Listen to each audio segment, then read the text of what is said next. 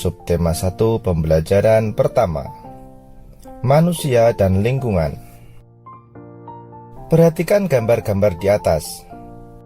Fakta-fakta apa sajakah yang ditunjukkan gambar-gambar tersebut? Gambar di atas menunjukkan lingkungan yang indah berupa persawahan dan anak-anak yang sedang menanam bibit tanaman. Apakah lingkungan berguna bagi manusia? Mengapa?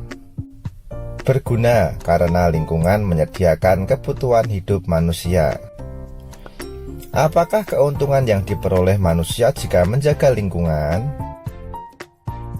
Jika manusia menjaga lingkungan, maka kebutuhan manusia akan tercukupi dengan baik. Apakah akibatnya jika manusia tidak menjaga lingkungan?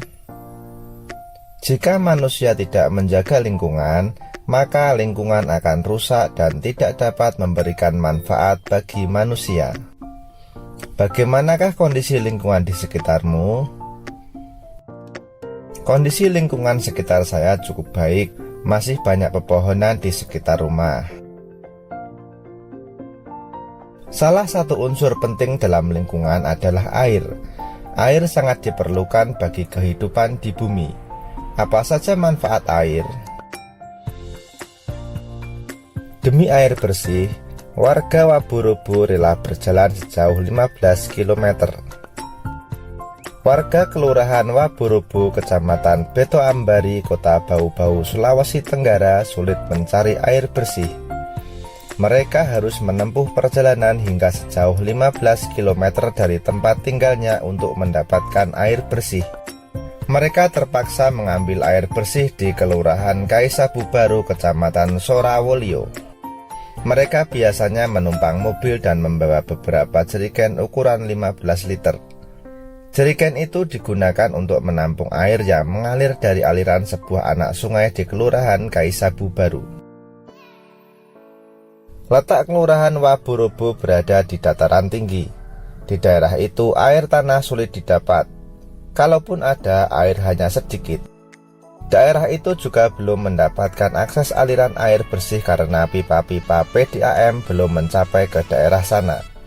Warga Kelurahan Waburubu sangat membutuhkan air dan sangat mengharapkan bantuan dari pemerintah daerah untuk keperluan tersebut.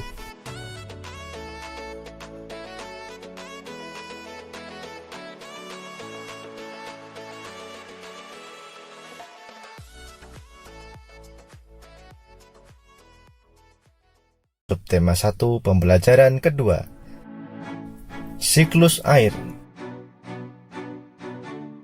Manusia selalu membutuhkan air dalam kehidupan sehari-hari.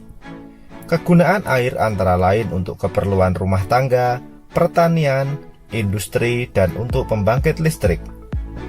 Begitu besarnya kebutuhan manusia akan air. Kita bersyukur air senantiasa tersedia di bumi. Oleh karena itu, manusia seharusnya senantiasa bersyukur kepada Tuhan Pencipta alam. Mengapa air selalu tersedia di bumi? Air selalu tersedia di bumi karena air mengalami siklus. Siklus air merupakan sirkulasi atau perputaran air secara terus-menerus dari bumi ke atmosfer lalu kembali ke bumi. Siklus air ini terjadi melalui proses penguapan, pengendapan, dan pengembunan. Perhatikan skema proses siklus air berikut ini. Air di laut, sungai, dan danau menguap akibat panas dari sinar matahari. Proses penguapan ini disebut evaporasi. Tumbuhan juga mengeluarkan uap air ke udara. Uap air dari permukaan bumi naik dan berkumpul di udara. Lama-kelamaan udara tidak dapat lagi menampung uap air. Proses ini disebut presipitasi atau pengendapan.